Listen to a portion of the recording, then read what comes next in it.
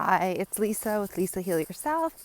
I'm out for my morning walk and I want to discuss things that you can actually do in the moment when you're having a symptom or an area of your body that has pain or suffering, and it's a physical sensation. It's manifesting as a physical sensation, and what we can do in that moment. And it is called being good to ourselves. Okay, so the first thing we need to do is identify. Say, I'm just going to pick a spot. It's your shoulder or your neck, and you've got tension. You can feel like, I just want you to ease into the feeling of the sensation that you're having that's just uncomfortable. Maybe it feels like a knot.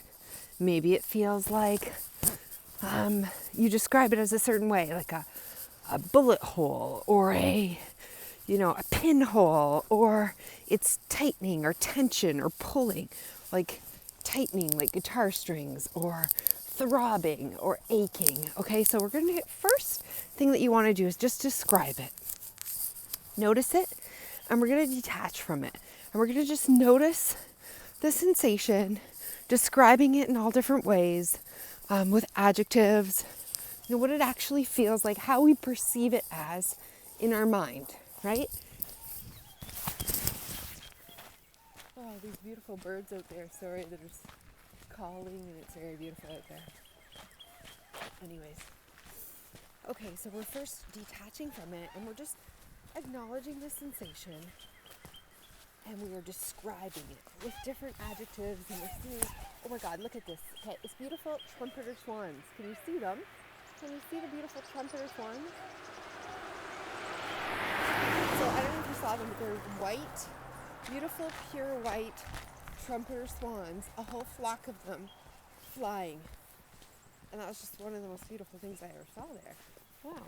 Yeah, we don't normally get trumpeter swans right here in this area, so it's kind of amazing. Okay, anyways, now we've described the sensation, we've described the feeling. And now, what we want to do when we're detached and we've fully described it, we now want to look at the emotional side. So we flip our detachment, and now we come into the emotion of it. We still stay like a layer above, so we're detached, but we're now allowing emotion in.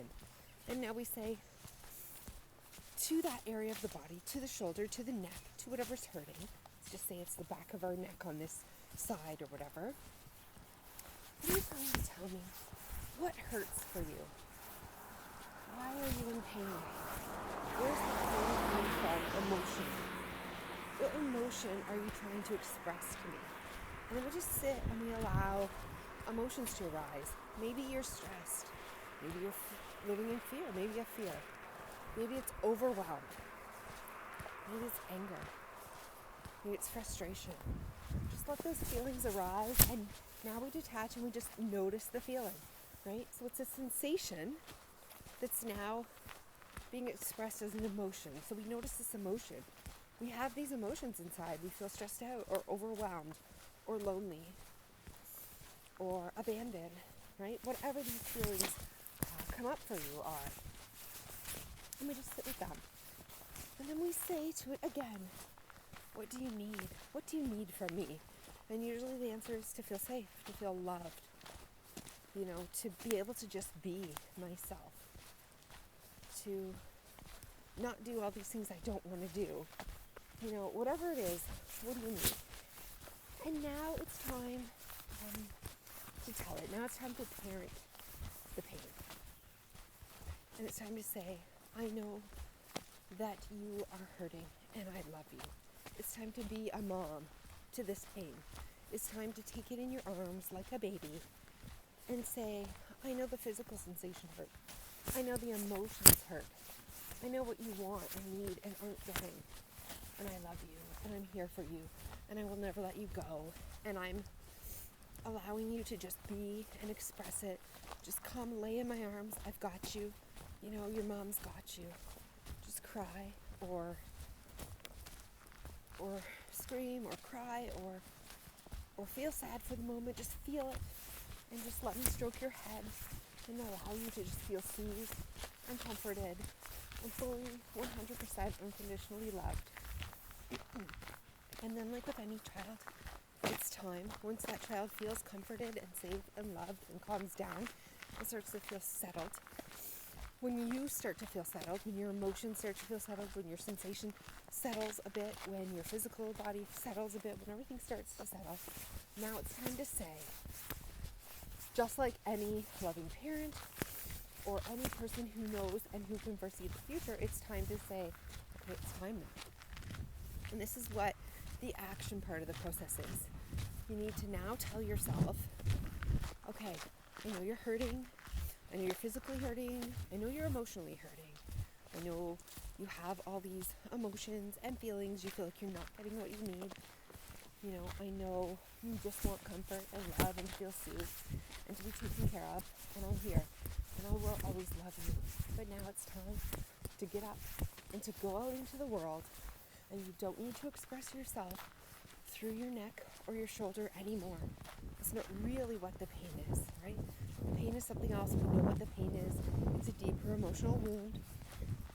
And I'm here for you. You don't need to ask for my attention through this physical part of your body, right? I'm going to bring you with me today, and I'm going to allow you to just live your life, to get on with your life, and I promise that I'll be there for you with love and comfort and soothing. You can take a break whenever you need.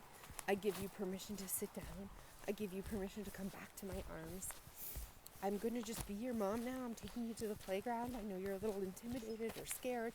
It's maybe a new first day of school, whatever the problem is. I'll just sit here. I'll just watch you. You know, feel secure in the knowledge that I'm not just dropping you off in the middle of nowhere. I'm here. I'm here for you. I'm just going to walk you every distance that you need to go now. And live your life. And enjoy your life.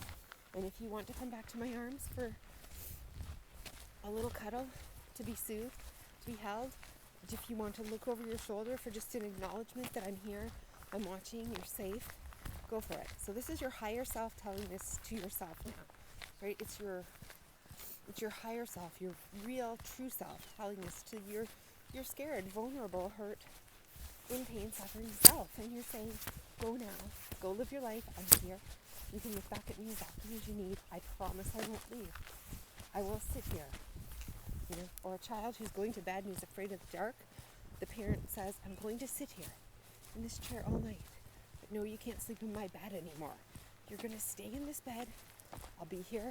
I'll watch over with you. I promise I won't let anything bad happen. But you get in the bed and you go to sleep. You know, it's time for you to do these things now. To grow up, to realize you're okay. You're safe on your own. And so this is when you remind yourself, we don't want to be this person anymore who needs to express ourselves through our pain, our suffering, our shoulder, our neck, whatever part of the body's hurting. I know it's comfortable, it's convenient, it's easy to not talk about our suffering, but to show it in this way, to not have to feel and face everything, but to show it in this way. But we don't want to be that person anymore. That's not who the healed future version of our best self is. And so it's time to let that person go. So we're not going to pity this person or treat this person like a victim, or we're going to love this person and definitely soothe this person and take care of this person and love this person and comfort this person and encourage this person. But we're not going to baby this person any longer. We're not going to let them crawl into our bed at night. We're not going to let them avoid their life. We're not going to say they can stay home from school so they don't have to face the kids on the playground. We're going to take their hand, go with them, and say, go. You can do this. So if this step or this process that I've just given you makes sense, try it today. Write it down, and when you feel okay, just go through it that way. And when it's time to go out and live your life, do just that. Be brave enough and courageous to remember that we all have to get back, out into the world and live our life. We all have to be that child going to school on the first day, not knowing anyone. We all have to be a child who stops climbing into their mom and dad's bed at night and is brave enough to face the monsters in their own room. We all have to, all of us with chronic illness have to be brave enough to live our lives and be and express who we truly are in the world, without fear and shame and guilt and, you know, letting go of our past traumas and our stories and our abandonments and our, you know, our wounds. We have to be brave enough to say, all right, this happened, but I'm going to choose to be human now and to go out and to grow up.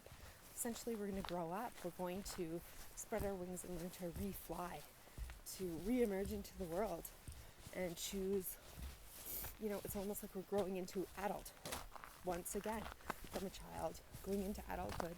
And it's scary, you know, without that comfort, without our mom, without that pain that we have to carry with us.